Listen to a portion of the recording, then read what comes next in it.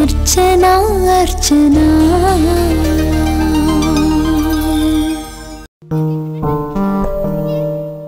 అంటే నువ్వు నేను వస్తున్నానని తెలిసి మళ్ళీ ఇల్లు వదిలి వెళ్ళడానికి రెడీ అయ్యావా? ఏంటిది మేరీ? ఏంటి నువ్వు చేస్తున్న పని? ఎందుకు ఇలా బిహేవ్ చేస్తున్నావు మేరీ? ఆంటోనీ,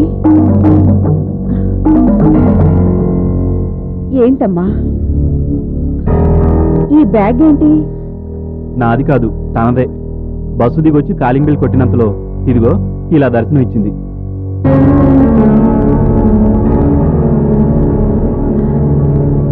అంటే నువ్వు మరేముంది, మళ్ళీ వెళ్ళిపోవడానికి సిద్ధమైంది. మేరీ, అసలేంటమ్మా నువ్వెందుకు ఇలా చేస్తున్నావు? రా. ఈ మేరీ మారదు. తను మామూలుగా తిరిగి వచ్చింది అనంటే నా మీద మనసు మార్చుకుని తిరిగి వచ్చిందని ఆశపడ్డాను. కానీ అది పనికిరాని ఆశ అవుతుందని నేను అనుకోలేదు. నువ్వెందుకురా ఫీల్ అవుతావు? అదేదో పిచ్చిది, లేనిపోని ఆలోచనలతో ఏదేదో చేస్తోంది. ఇక ఈసారి నేను ఊరుకోను. ఇప్పుడే మీ నాన్న కబురు పంపి ఏదో ఒకటి తేలుస్తానుండు.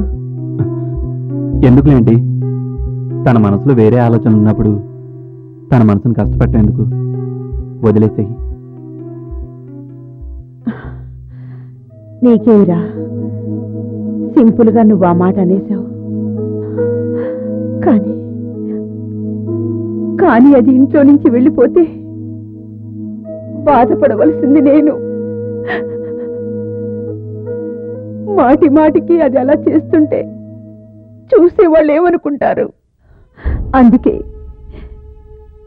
నీకు మేరీకి పెళ్లి చేసేస్తే అప్పుడైనా తన మనసు చెలించకుండా ఉంటుంది. ఏమో, ఇక అదంతా మీ ఇష్టం. ఆంటోనీ, మీ నాన్న ఎక్కడుంటాడ్రా? ఇంట్లోనే ఉంటాడు కదా? ఆయన ఎక్కడికి వెళ్తారు? ఇంట్లోనే ఉంటారు. ఫోన్ చేసి వెంటనే బయలుదేరి రమ్మని చెప్తానుండు.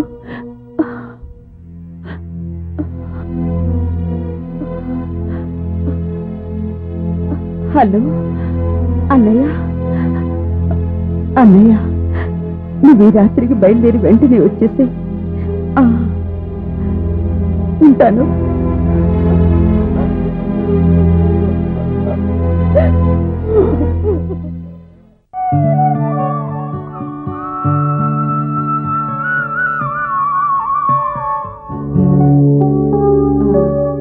సార్ లోపల ఉన్నట్టున్నారు, మీరు కూర్చోండి, నేను పిలుచుకొస్తాను.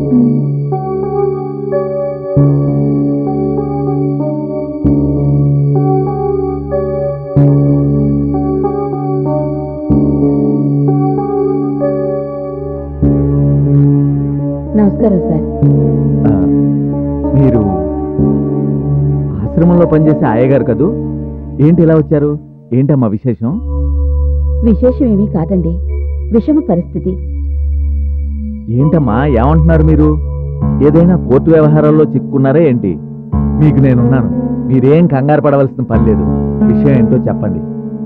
నేనొక్కదాన్ని ఇరుక్కోవడం కాదు సార్, నాతో పాటు మీరు ప్రాబ్లంలో పడిపోయారు. నేనా? ఏంటమ్మా మీరు అనేది?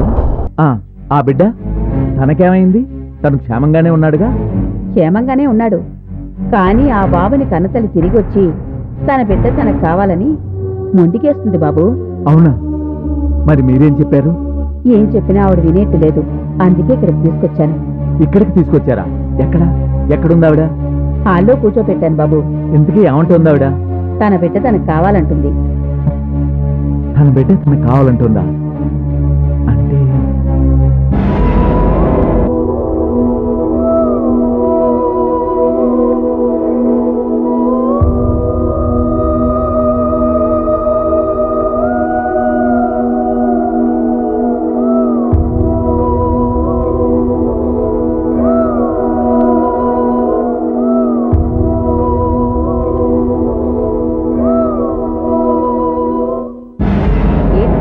ఆలోచిస్తున్నారు?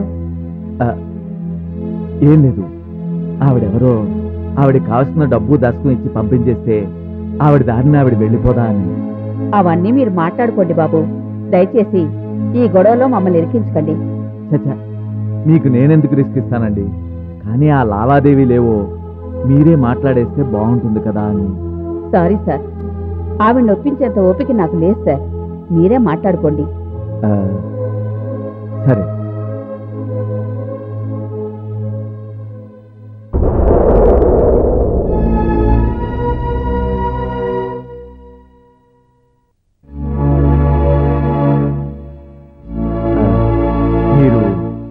మీరెవరో నాకు తెలియదు కానీ మీ బాబుతో మేము బాగా సన్నిహితులం అయిపోయాం.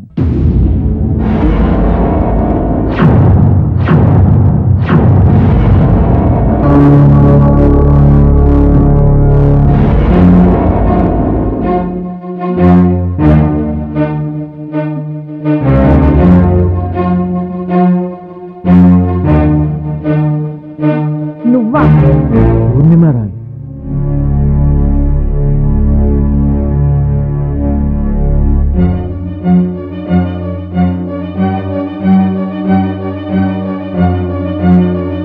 నువ్వు ఇన్నాళ్ళు ఏమైపోయావు పూర్ణిమ?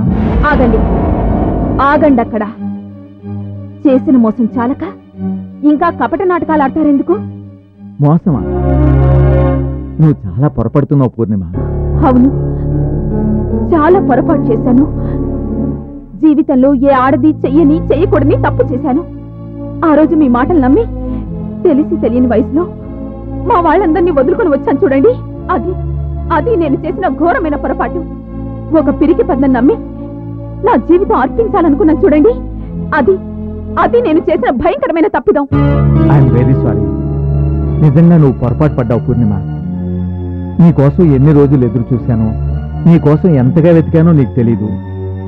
ఆ రోజు మనం అనుకున్న ప్రకారం రామాలయంలో కలవలేకపోవటానికి కారణం మీ వాళ్లే. మా నాన్నగారికి యాక్సిడెంట్ అయిందని తప్పుడు టెలిగ్రామ్ ఇచ్చి నన్ను తప్పుదోవ పట్టించారని తర్వాత తెలుసుకున్నాను. అప్పటికే నువ్వేటో వెళ్ళిపోయావని తెలిసి నేను నీకోసం వెతకని ప్రదేశాలు లేవు. ట్యూషన్ మాస్టారి ప్రేమ కలాపాలంటూ నన్ను ఎద్దేవా చేసి నలుగురు ముందు నా పరువు తీసినా భరించాను, సహించాను. ఇక నువ్వు లేని జీవితం ఎందుకని అక్కడి నుంచి వచ్చేసానే తప్ప నేనెప్పుడూ నిన్ను మర్చిపోలేదు, మోసం చేయలేదు. ఇంకా మీ మాటలు నమ్ముతూ కూర్చోడానికి ఇప్పుడు నేనేమి మీ దగ్గర ట్యూషన్లు చెప్పించుకుంటున్న స్టూడెంట్ని కాదండి. నా బాబు నాకు ఇచ్చేయండి. నా దాన్ని నేను వెళ్ళిపోతాను. అలాగే తీసుకువెళ్తావు గాని అసలు ఏం చేస్తున్నావు పూర్ణిమ? ఎక్కడుంటున్నావు? మిస్టర్ కృష్ణమోహన్, నా పర్సనల్ విషయాల గురించి మీకు అనవసరం. ముందు నా బాబు నాకు అప్పచెప్తారా లేదా? ఇది కక్ష సాధింపా? అంటే ఏవేవో కారణాలు చెప్పి నా కన్న బిడ్డను నా కాకుండా చెయ్యాలనుకుంటున్నారా? మర్యాదగా నా బాబు నాకు అప్పచెప్పండి. సరే, నీ మాటను నేను కాదన్ను, కానీ నాదో చిన్న రిక్వెస్ట్. ఏంటది? నీతో జీవిత బంధం చేయి జారిపోయాక అనుకోని పరిస్థితుల్లో సరితను నేను పెళ్లి చేసుకోవాల్సి వచ్చింది.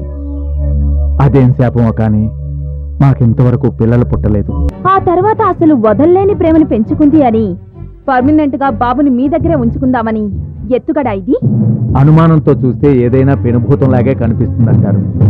నాపై ఉన్న అపనమ్మకంతో నువ్వు ఇలా మాట్లాడుతున్నావే కానీ నువ్వు నన్ను అర్థం చేసుకోవటం లేదు. నీకు అభ్యంతరం లేకపోతే నువ్వు బాబుతో ఇక్కడే ఉండు. సరితను మెల్లగా బాబుకు దూరం చేసి నీ బాబుని నీకు అప్పగించే బాధ్యత నాది. ప్లీజ్ కాదనుకో. చేతులు పట్టుకుని బ్రతిమాలుతున్నాను అంటే నన్ను అర్థం చేసుకో పూర్ణిమ. ప్లీజ్, సరితను పరిచయం చేస్తాను. రా. సరిత, సరిత. ఏమిటండి? తను పూర్ణిమారాయ్. అయితే మేమందరం పూర్ణిమ అంటూ ఉంటాం. వీళ్ళ అమ్మగారు నాన్నగారు నాకు బాగా తెలుసు. సిటీలో పన్నెండు వచ్చిందట. మనం ఇక్కడ ఉంటున్నామని తెలిసి చూసి వెళదామని వచ్చింది. ఇక్కడ ఉన్న 4 రోజులు మన ఇంట్లోనే ఉండమని అడుగుతున్నాను. ఉంటుందండి. ఏమ్మా, ఉండనంటున్నావా? మరేం పర్వాలేదు. మేమంతా బాగా పరిచయం ఉన్నవాళ్ళంటున్నావుగా, మాతో కలిసి ఉండడానికే.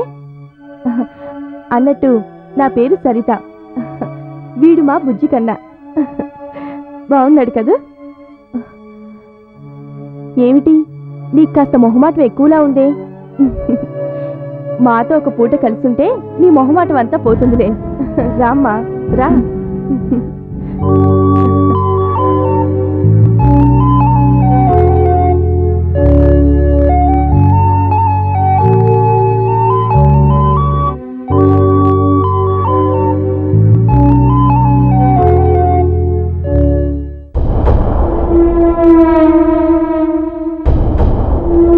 అదే పోలిక, అదే ఫోటో, రూపం ఒక్కటే, తనువులే వేరు.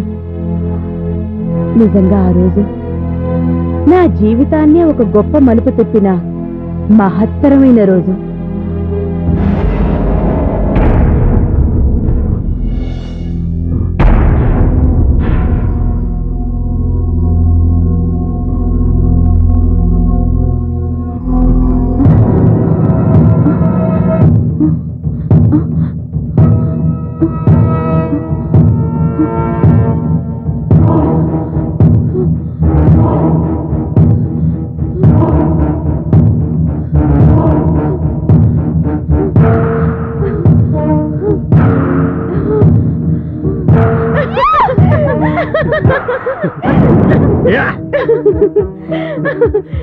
ఇక మనకెదురే లేదు. చెమ్మచ్చక్క, ఈ దుర్గంటే హడల్ పుట్టాలి. అరే నాది గురించి మాట్లాడారు మీరు. ఇప్పుడు మనం మన గొప్పలు చెప్పుకోవడం కాదు చేయాల్సింది. పగడ్బందీగా కోట్ల విలువైన ఈ వజ్రాల్ని అతి జాగ్రత్తగా ఎక్కడైనా దాచడం. దాచడమా? చేతికి చిక్కిన దాన్ని ఆరగించే అలవాటే కాని దాచిపెట్టడం అలవాట్లేదు మనకి. మూట విప్పు, 3 భాగాలు ముగ్గురికి సమానంగా పంచు. మంచి మాట చెప్పినావు. కష్టం చేయాలే, కాసులు పట్టాలే, కోడి కూర తినాలే, అప్పుడు జీవితం అచ్చగా ఉంటుంది. అదే కదా మజా మరి. అప్పుడు గాని కటకటాల పాలైతే ఇంకా బాగుంటుంది. ఏం బుర్రలరా మీవి! ఇంత ఖరీదైన వజ్రాల్ని మనం కాజేశామంటే స్టేట్ పోలీసులే కాదు, సెంట్రల్ పోలీసులు, స్పెషల్ టీం పోలీసులు కూడా రంగంలోకి దిగుతారు.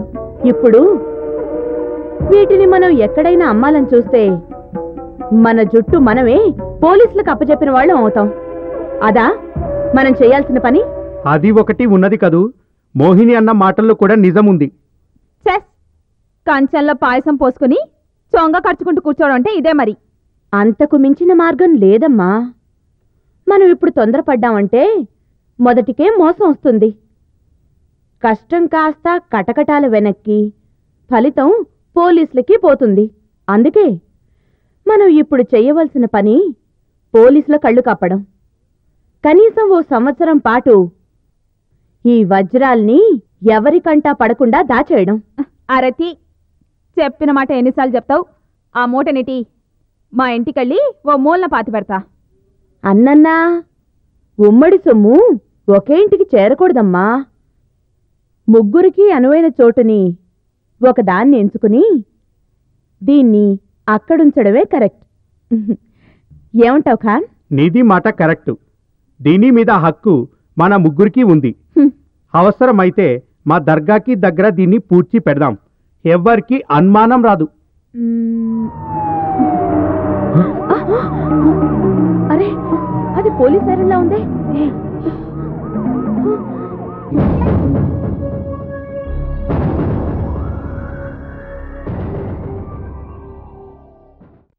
అర్చనా అర్చనా